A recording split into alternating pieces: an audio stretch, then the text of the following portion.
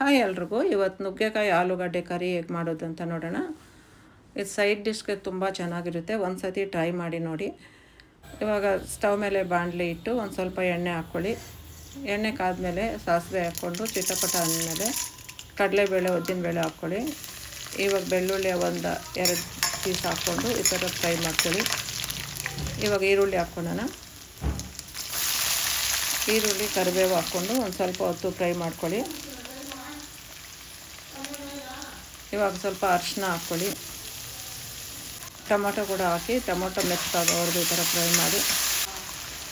ಇವಾಗ ಆಲೂಗಡ್ಡೆನ ಸಣ್ಣಕ್ಕೆ ಈ ಥರ ಕಟ್ ಮಾಡಿ ಉದ್ದುದ್ದಕ್ಕೆ ಕಟ್ ಮಾಡಿ ಹಾಕ್ಕೊಳ್ಳಿ. ಅದೆಲ್ಲ ಚೆನ್ನಾಗಿ ಮಿಕ್ಸ್ ಮಾಡಿಬಿಟ್ಟು ಇವಾಗ ಲಿಡ್ ಕ್ಲೋಸ್ ಮಾಡಿಬಿಟ್ಟು 5 ನಿಮಿಷ ಬೇಯಿಸ್ಕೊಳ್ಳೋಣ. ಈಗ 5 ನಿಮಿಷ ಆಗಿದೆ. ಒಂದು ಸ್ವಲ್ಪ ಉಪ್ಪು ಹಾಕ್ಕೊಳ್ಳೋಣ. ನಿಮ್ಮ ಟೇಸ್ಟ್ ತಕ್ಕಂಗೆ ಉಪ್ಪು ಹಾಕ್ಕೊಳ್ಳಿ. ಉಪ್ಪು ಹಾಕಿ ಚೆನ್ನಾಗಿ ಮಿಕ್ಸ್ ಮಾಡ್ಕೊಳ್ಳಿ. ಇವಾಗ ಖಾರದ ಪುಡಿ ನಿಮ್ಮ ಖಾರಕ್ಕೆ ಎಷ್ಟು ಬೇಕೋ ಅಷ್ಟು ಖಾರದ ಪುಡಿ ಹಾಕ್ಕೊಳ್ಳಿ. ಅಚ್ಚ ಖಾರದ ಪುಡಿ ಹಾಕಿ ಒಂದು ಗ್ಲಾಸ್ ನೀರು ಕೂಡ ಹಾಕ್ಕೊಳ್ಳಿ. ನೀರು ಹಾಕಿ ಮಿಕ್ಸ್ ಮಾಡಿಬಿಟ್ಟು ಇವಾಗ ಧನಿಯಾ ಪುಡಿ 1 ಸ್ಪೂನ್ ಹಾಕ್ಕೊಳ್ಳಿ.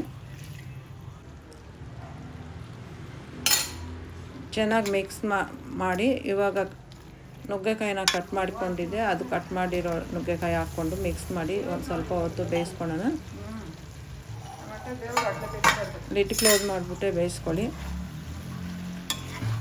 ತುಂಬ ಚೆನ್ನಾಗಿರುತ್ತೆ ಈ ಥರ. ನೀವು ಒಂದು ಸತಿ ಟ್ರೈ ಮಾಡಿ ನೋಡಿ, ಹೇಗಿದೆ ಅಂತ ನನಗೆ ಕಮೆಂಟ್ ಮಾಡಿ. ರಸಮ್ಮು ಸಾಂಬಾರು ಜೊತೆ ತುಂಬ ಚೆನ್ನಾಗಿರುತ್ತೆ. ಮುದ್ದೆಗೆ ಕೂಡ ಚೆನ್ನಾಗಿರುತ್ತೆ. ಒಂದು ಸ್ವಲ್ಪ ಗ್ರೇವಿ ಥರ ಮಾಡಿದ್ರೆ ನಾನು ಡ್ರೈ ಆಗಿ ಮಾಡಿದ್ದೀನಿ. ನೀವು ಒಂದು ಸತಿ ಟ್ರೈ ಮಾಡಿ ನೋಡಿ. ಹೊಸಬ್ರು ಯಾರೋ ನನ್ನ ಚಾನಲ್ ನೋಡಿದ್ರೆ